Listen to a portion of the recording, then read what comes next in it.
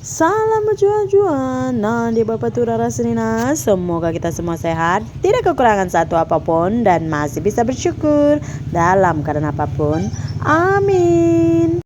Hai, selamat sore, apa kabar kalian semuanya? Saya harap kalian semua baik-baik aja di sore hari ini ya. Hari ini kita mau masak ini pucuk labu yang kemarin kita ambil. Siapa yang pernah makan pucuk labu? Ini enak kali kalau direbus pemirsa. Saya cuma sukanya ini direbus sih.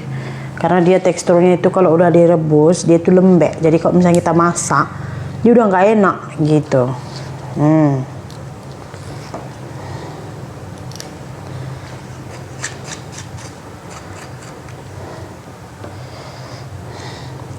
Tadi kan ada yang inbox saya. Tanya begini pemirsa. Siang tadi dia inbox siapa? Goib itu apa? Hah? Goib itu apa? Goib? Goib. Apa itu? Hantu lah. Hah? Hantu. Goib. Jadi mboknya saya pokoknya panjang, intinya katanya gini, kalau aku Sri suamiku selingkuh, ku balas ku selingkuh lagi biar tahu dia rasanya katanya. Coba bayangkan kalau kita diselingkuhi, kita balas lagi selingkuh lagi kita. Kayak mana udah rumah tangga kita ya? Kayak mana udah anak kita nanti ya? Betul tak? Sebenarnya hidup ini ada prinsipnya pemirsa, gitu. Saya dulu pernah masa sulit, masa kami sulit lah. Masa-masa saya mau balik ke Indonesia, mau urus izin tinggal saya. Suami saya itu untuk ongkos saya aja dia nggak punya uang loh. Terus kalau kalian tengok di video saya dulu itu ada satu orang Malaysia, dia orang India lah. Dia bilang dia biayai saya pulang. Tapi saya cari pekerja lah. Untuk kerja dia itu kayak penyalur kerja di mall-mall di Malaysia itu pemirsa. Gitu pokoknya misalnya kayak di kalau di Ipoh kalau pokoknya gitulah di mall-mall, nanti nggak bisa juga saya bilang ya karena sampai sekarang dia masih penyalur tenaga kerja ke mall-mall itu gitu. Jadi rupanya dia ikut sekali pulang ke Indonesia, ke sinilah ke rumah saya. Dia mau tengok mana orang yang saya janjikan itu gitu. Jadi ikutlah dia.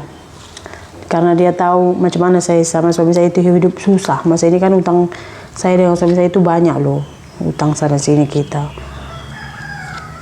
Masa itu dia ada bilang sama saya gini. Kamu masa itu saya belum daftar di sini, belum daftar di Malaysia. Mana-mana pun belum daftar saya. Saya kan lambat daftar. Kami udah 2 tahun baru kita daftar kan. Lepas itu dia bilang apa tahu? Kamu kan sampai sekarang belum daftar. Tak apa, saya kawin kamu. Kamu di Indonesia ambil orang banyak mana, ambil orang kirim ke Malaysia untuk kerja sama dia gitu. Kayaknya kami jadi partner.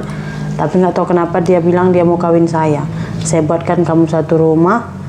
Saya belikan kereta untuk kamu cari orang untuk kerja ke sini. Dia itu banyak cakap dekat saya pemirsa.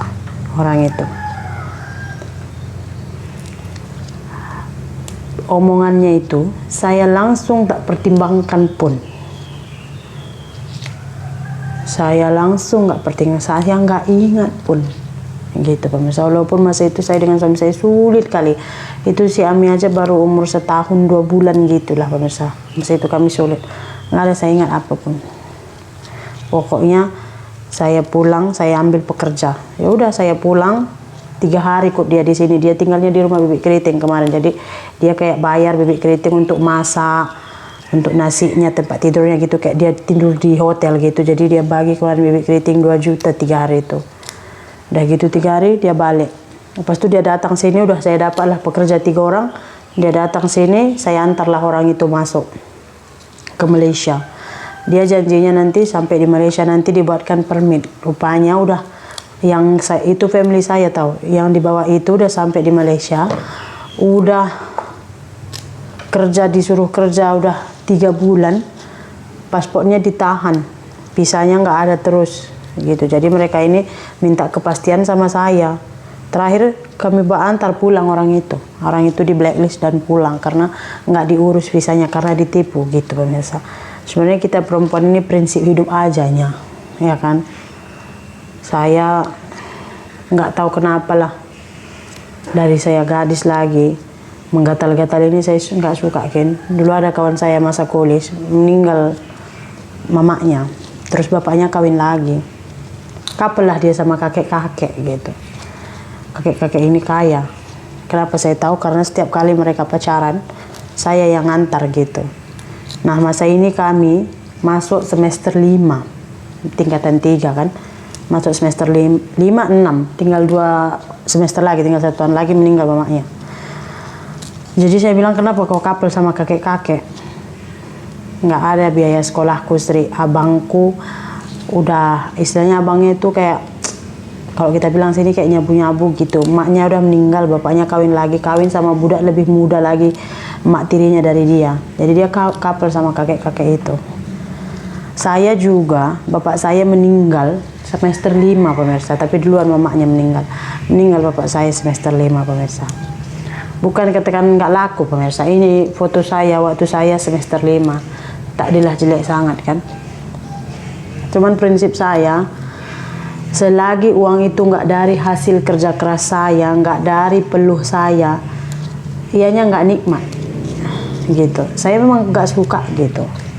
Jadi kayak mana saya bikin biar biayai sekolah saya pinjak, saya buat proposal orang, suruh buat makalah, tugas apa saya ngetik, jam istirahat semua kawan saya tidur di bilik, saya pergi ke lab komputer. Di sana saya buat tugas-tugas semua saya buat. Kadang-kadang buat satu makalah saya minta 20.000. Satu lokal tuh ada 48 orang, 30 orang saya buat semua. Satu hari boleh saya selesaikan 10. Misalnya, besok si Anu presentasi. Sri, besok aku presentasi, makalah aku kayak mana? Saya siapkan semua pemirsa. Gitu saya bikin cari uang saya. Kuliah dulu.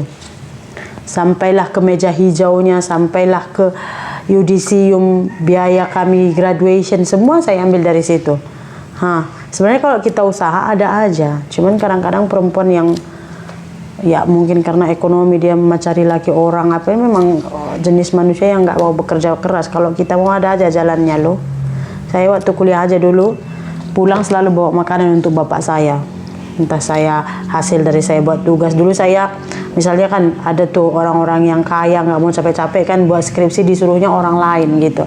Jadi sama gurunya suruh saya misalnya sama gurunya itu dimintanya 3 juta. Nanti saya dibagi 1 juta, tapi full saya buat gitu. Dibagi sama saya 1 juta. Itu juga saya pakai dulu beli makanan, beli apa pulang ke rumah. Kan prinsip kita aja. Makanya saya waktu ada yang ngajarin saya, biar dia tahu Sri, biar dia kapok, dia pikir apa, kita nggak laku lagi. Oh, saya enggak. Waktu saya miskin aja saya nggak tergiur sama sekali gitu loh. Cuman ya prinsip kita beda-beda. Kalau saya gitu dulu pemirsa, saya cuma mikir gini, nggak apa-apa saya ambil orang, karena yang saya bilang agent ini, saya bilang dijanjikannya sama saya, kalau saya dapat 1 orang kerja itu saya dapat gaji duduk rumah aja, saya dapat gaji 10 ringgit 1 hari. Kalau kamu ambil 5 orang 50 ringgit gaji kamu 1 hari katanya. Tapi resmi kan, saya bilang resmi, visa semua saya buat, dia cakap. Itulah saya ambil saudara saya 3 orang dulu uji coba, rupanya nggak dibuat, rupanya ditipu. Gitu pemirsa, miskin pun kita adalah bikin sedikit harga diri kita, betul. Saya dari kecil lagi kalau kerja keras ini tak payah cekap lah. Makanya ada satu yang message saya yang katanya, kau Sri tanpa singgem kau boleh hidup. Kata iya, saya tanpa suami saya boleh hidup. Karena sekarang, kalau dulu sama aja. Makanya kadang-kadang saya banyak pertimbangan pemirsa. Bukan karena saya terlalu cinta suami saya, enggak. Oh pemirsa, banyak pertimbangan. Tengok muka anak-anak, pertimbangkan lagi. Kalau mama saya cuma bilangnya apa tahu? Kau udah besar. Kalau kau tahankan. Kalau kau udah nggak tahan, tinggalkan. Kalau mama nggaknya bisa terlalu jauh ngurusi rumah tanggamu. Kau udah besar. Kau pun bukan bodoh. Lebih pandainya kau daripada aku. Kalau kau rasa udah nggak tahan, tinggalkan. Jangan kau sampai mati pula kau tahankan. Nggak ada yang perlu dipertahankan kalau udah nggak tahan, katanya. Iya.